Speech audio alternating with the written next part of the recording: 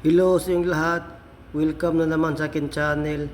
Ngayon para ay tuturo ko sa inyo kung paano mag-wiring ng forward reverse. Kung kayo ay interesado para sa inyo ang video na ito, huwag nating patatagalin pa. Pero bago ang lahat, kunting intro muna tayo.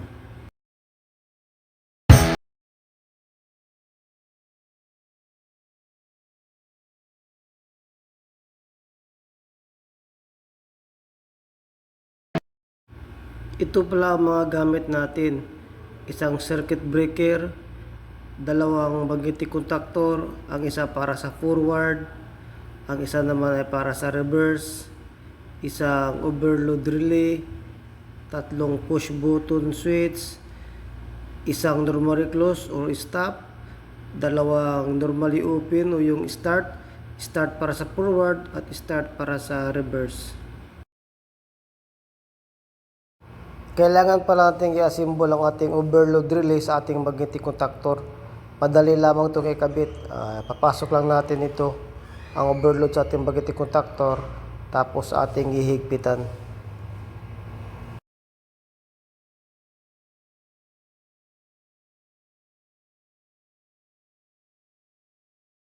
Ito pala ang kanyang schematic diagram sa kanyang control circuit. From line 1, ikukunik natin sa ating stop na push button o normally close na in.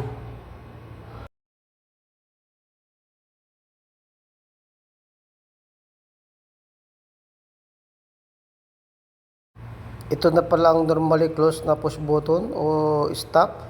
May dalawang terminal dyan, isa sa in, isa sa out. Ikukunik lang natin dyan sa in.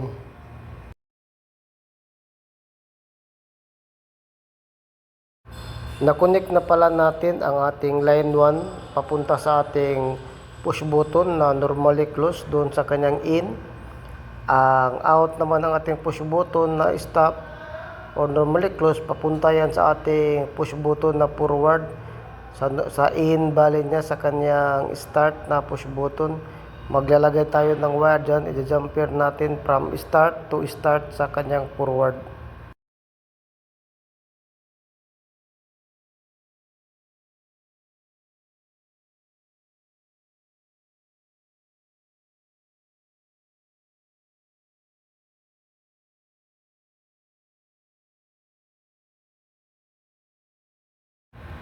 Nakunik na pala natin yung stop to start natin na jumper sa kanyang forward. Tapos yung out naman ng ating forward na push button, papunta yan sa normally close ng ating auxiliary sa reverse.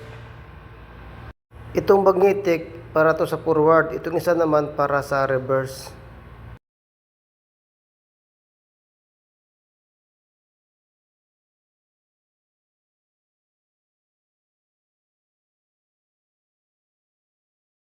Ito ang ating magnetic contactor na forward. May kontakto, may dalawang kontakto sa normally close, isa in, isa naman sa out.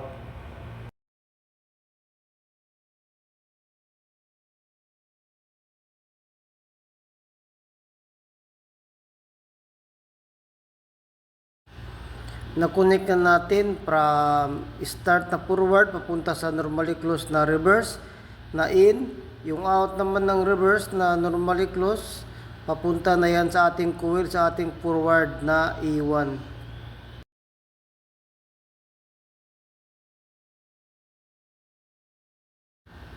Ito pala yung ating magnetic contactor na forward. Mayroon diyang coil, may dalawa E1 at saka E2. Diyan natin ikukunik sa E1.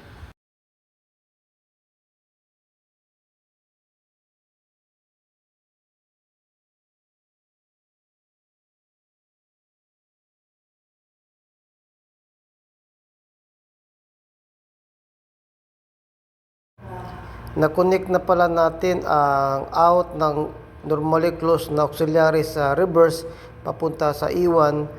Ang E2 naman na coil sa forward ng magnetic contactor, papunta yon sa normally close na in sa overload relay.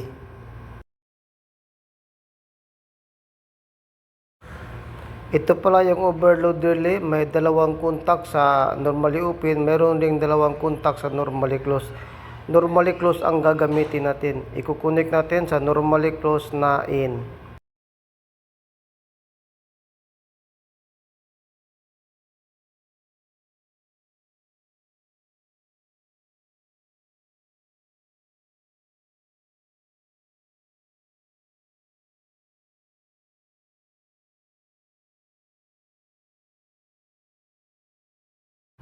Nakonek na pala natin ang ating A2 na coil sa ating forward papunta sa in ng ating overload relay na normally close.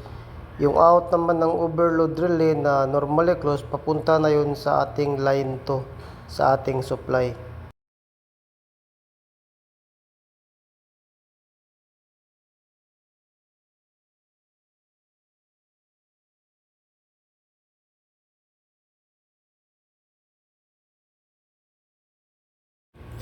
Nakabit na pala natin ang out ng overload na normally close papunta sa line 2. Kumpleto na siya bali. Ngayon naman, hanapin natin yung naka-jumper na ating stop at saka ating start na forward. Maglalagay tayo ng isang wire dyan papunta sa ating normally open na auxiliary sa forward. Magja-jumper tayo dyan. Itong wire na to, ito pala yung naka-jumper from stop to start na forward. Ngayon magdudugtong tayo, maglalagay tayo ng isa pang wire dyan papunta sa ating auxiliary na normally open sa forward.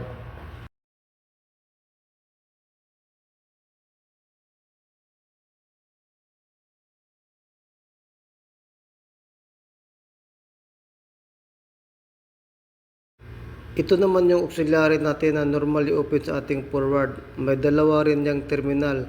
May in at saka out. Iko-connect natin dyan sa ating in.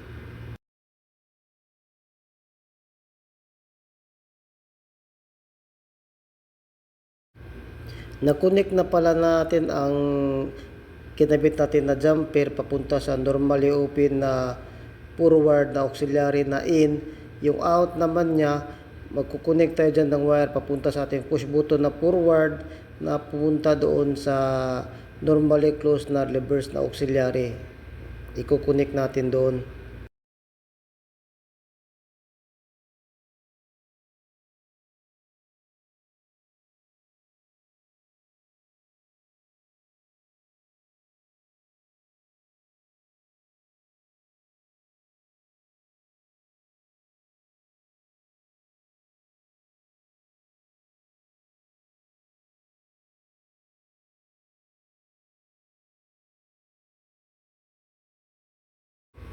Dito natin ikakabit yun, yung out natin sa auxiliary sa normally open na forward. Ikukunik natin dito sa papunta sa normally closed na reverse doon sa diagram na pinakita ko kanina. Ngayon pala natapos na natin na connect natin lahat. Ngayon ikukunik naman natin ang ating pilot light sa ating coil sa forward. Bale, ipaparallel lang natin ang ating pilot light sa ating coil sa ating forward. Yung dalawang wire na yan, ikukunik natin dyan sa E1 at saka sa E2 ng ating coil sa forward na magnetic contactor.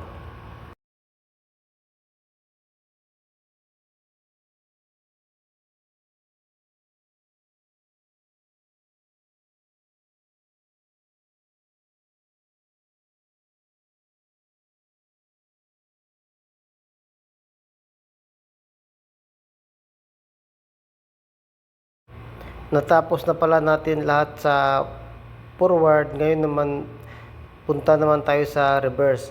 Hahanapin lang natin yung naka-jumper kanina, yung may stop at saka start na jumper.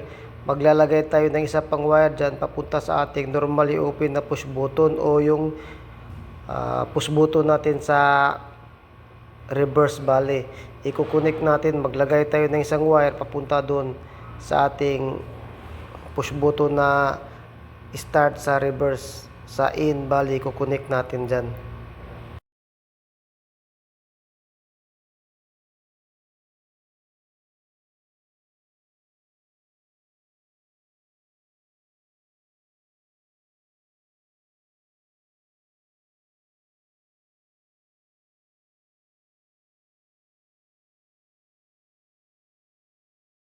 Ito naman yung push button natin sa ating reverse.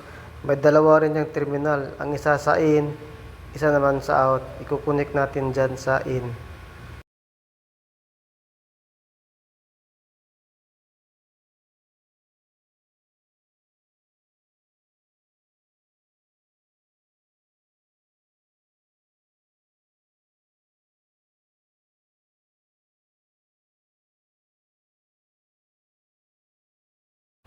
Na-connect na pala natin yung jumper papunta sa ating push button na reverse na in. Yung out naman natin push button ng reverse, ikukunik natin papunta sa ating normally close na auxiliary sa forward. Itadaan natin bali doon.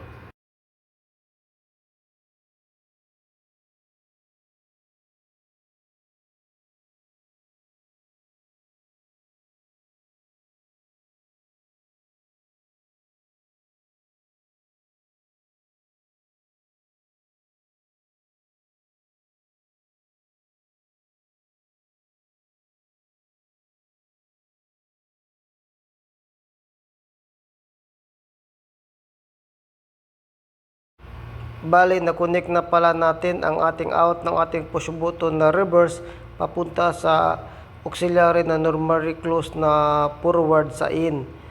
At ang out naman ng normally close na forward, papunta yan sa ating coil ng ating magnetic contactor sa reverse sa E1.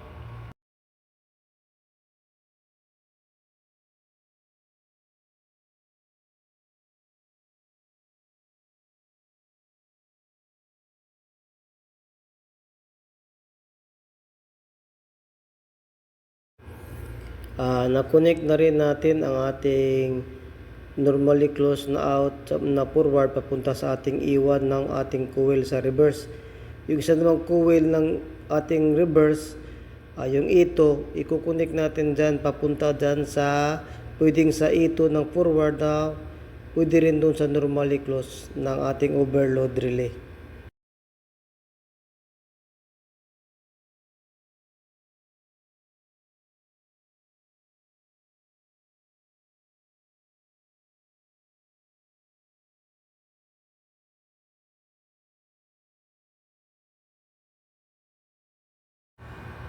Na-connect na pala natin yung coil natin sa ating reverse na E2 papunta doon sa ating normally close na overload relay. Ngayon naman, yung isa pang jumper natin sa ating push button dyan na reverse, maglalagay tayo ng isa pang wire na naman, mag-jumper tayo papunta sa kanyang auxiliary na normally open sa reverse sa in. Dyan natin ikakabit bali.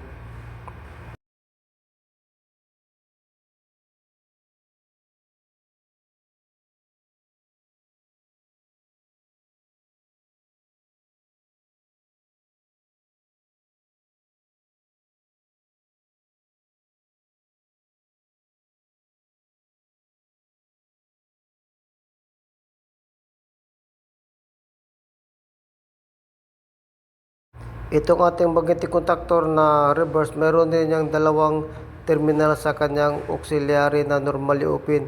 Merong in, merong out. Ikukunik natin dyan sa kanyang in.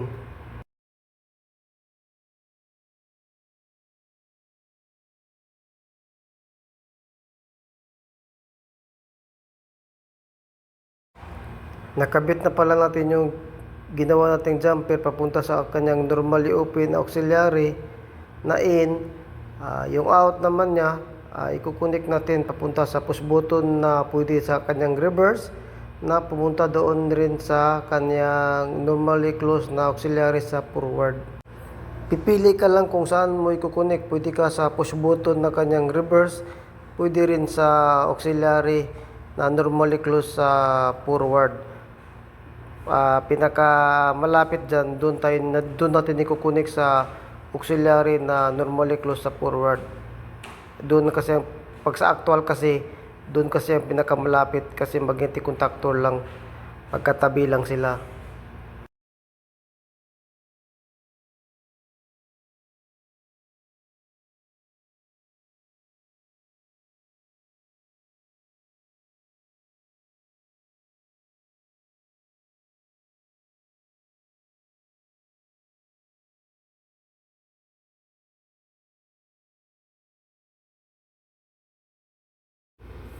Na-connect na pala natin ang ating auxiliary na reverse na normally open doon sa ating normally close sa forward. Ngayon naman, i-connect na natin ang ating pilot light sa reverse. Ganun pa rin, ang pilot light sa reverse, may dalawa yung wire. Ipaparallel lang natin dyan. I-connect natin sa E1 at saka sa E2 ng ating coil sa reverse.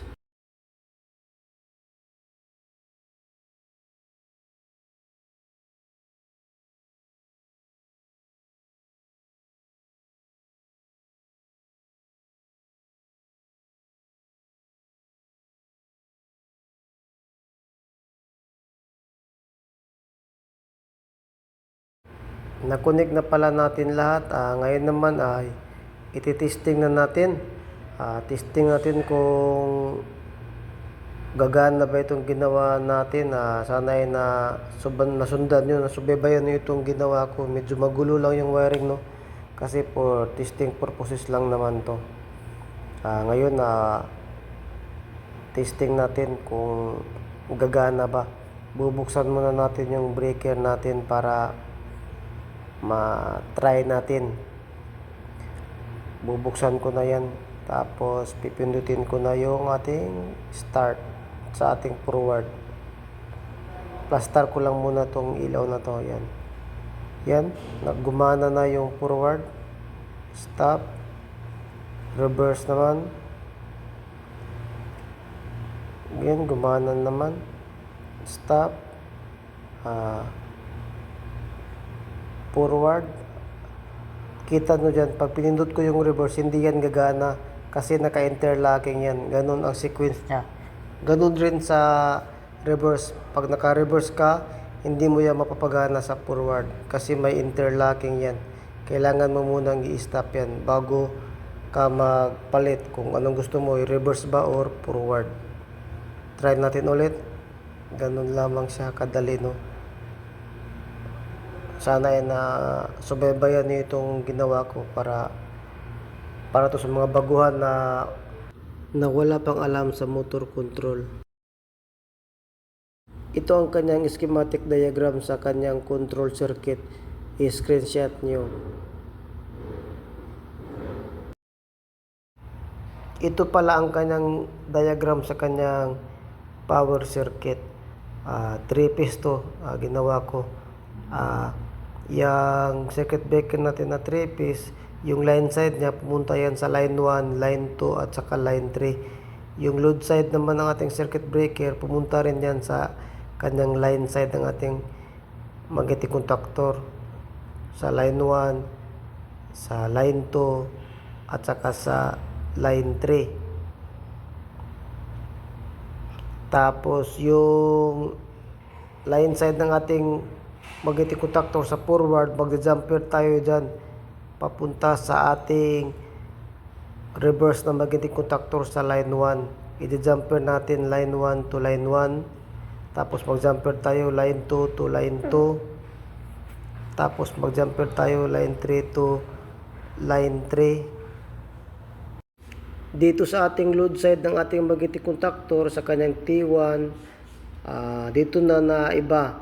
Ang jumper natin, ang ating T1 sa ating forward, i-jumper natin yan sa ating reverse na magnetic contactor sa kanyang T3. Bali, yung T1 sa forward, i-jumper natin dyan sa T3 ng reverse.